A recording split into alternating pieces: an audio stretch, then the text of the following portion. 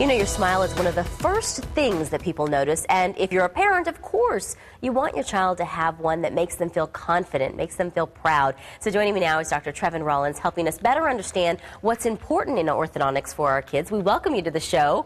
Good to be here. I'm so glad you're here because I have a 6-year-old and he's lost a couple teeth, and this has been on my mind, in fact. So what is the age that I should start thinking about taking my child to the orthodontist? You know, the American Association of Orthodontists recommends at age 7 that we bring our kids into the orthodontist. Yeah. It's a time where we could start evaluating different things like jaw growth, because sometimes there's differences in the way kids are built, their faces. Also, we have different ways teeth come in, tooth eruption. Sometimes there's impactions. There's different things that we can look at and be able to make some effect in the future. So why is it that I just saw a girlfriend whose daughter I hadn't seen in a while. I think she might be maybe 9 or 10 at the most, and she already has braces. Yeah. So why is it that some kids get them a little bit younger?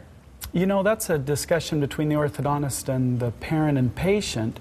But I will say this, there's 3 well-funded studies that have come out that are long-term that show us that most kids don't need to have braces at a young age. No. As a matter of fact, if they have just overbites and crowded teeth, they typically don't need to have that.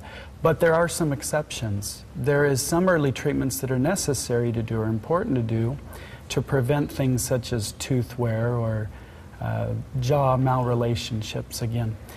So sometimes if they have cross bites, if they have an underbite, if they have severe crowding or protrusion, they So should some be of this mom and dad are going to be able to see, but primarily we're going to need to get to you at, say, 7, so that we can see if, in fact, those are the issues that we can address at an earlier age, or if we can postpone the treatment just a little bit. Absolutely. The hope would be that we just do it in one phase. I know that in our office, I know that we try to do it when just the permanent teeth are in. Okay, so aside from braces, what else is there? Because I've heard of all different types of, things in orthodontics that are now kind of emerging that I hadn't heard of before. There's a lot of things coming up in orthodontics and bracket systems that are coming up. You've probably heard of Invisalign. You may have friends that have that. There's a new Invisalign teen product that for the teenagers, they just love that. There's different colors of braces. There's clear, there's gold, there's metal. The one that I think is exciting is a system called Insignia. And that system, it's actually a customized bracket that's made just for that patient. It's the first bracket system that I can think that's come up that may actually cut treatment time significantly, because literally the way that the brackets are cut and placed on the patient's teeth can result in shorter treatment times. That's exciting. I think there's a lot of parents that are going to want to come and learn about Insignia. Is that right? Oh, goodness. Insignia. Insignia. All right.